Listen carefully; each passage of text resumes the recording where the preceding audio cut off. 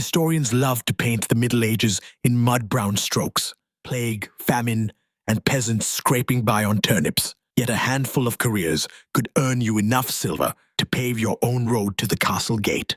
Today we are ranking 5 of the richest medieval jobs by their current salary equivalents and the eye-watering perks and perils that came with them. Number 1. Spice merchant. Long before Wall Street, the spice routes were the world's most aggressive marketplace. Pepper, cinnamon, and saffron crossed deserts and seas, each grain worth its weight in silver. A canny merchant who chartered a single galley from Alexandria to Venice could clear the modern equivalent of $300,000 in one voyage. But success wasn't just math. It was muscle. Smugglers bribed port guards, hired private crossbowmen, and occasionally struck whispered deals with pirates who promised protection for a price. One storm, one ambush, and that floating fortune could sink faster than a lead-lined chest. Number 2. Royal moneylender. Kings need coin like knights need armor, and royal moneylenders were happy to supply both, at interest. They financed crusades, coronations, and diplomatic ransoms, collecting yearly profits close to $270,000. With that cash came power, seats at council tables, the right to mint small change, and velvet-lined townhouses behind fortified gates. Yet every loan carried a hidden dagger. Monarchs declared jubilees that wiped ledgers clean. Mobs blamed bankers for famine-priced bread, and more than one financier disappeared beneath a jealous river. In medieval finance, high yield meant high risk of losing your head. Number 3. Knights. Forget fairy tale chivalry. Being a knight was a high-stakes investment that paid lavish dividends.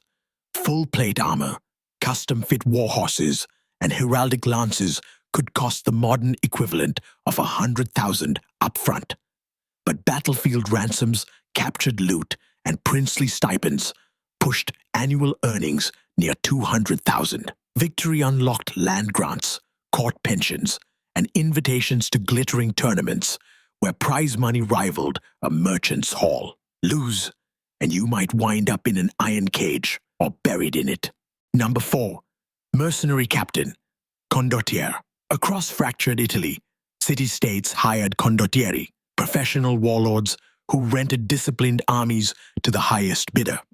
A single season's contract, sweetened by loot and ransoms, could net $180,000 or more. Captains dined on silver, sported imported silks, and negotiated battlefield ceasefires like stock trades. Prices rose if the siege dragged on. Loyalty, however, came second to profit. Tales abound of captains swapping banners mid-skirmish or holding cities hostage for overdue pay. Their motto might as well have been, "War is business, and business is booming." Number 5. Innkeeper.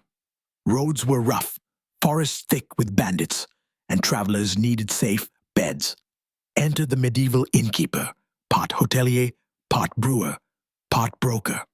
A thriving crossroads inn could clear near $160,000 a year, fueled by endless ale, straw, stuffed beds, and private rooms rented to merchants or secretive guilds.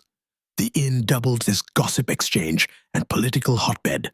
Revolts often sparked over cups of mulled wine.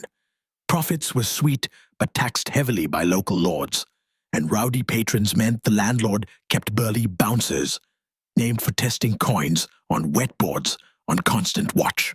Still, in most towns, the innkeeper was second only to the mayor in both wealth and influence. Number 6. Alchemist.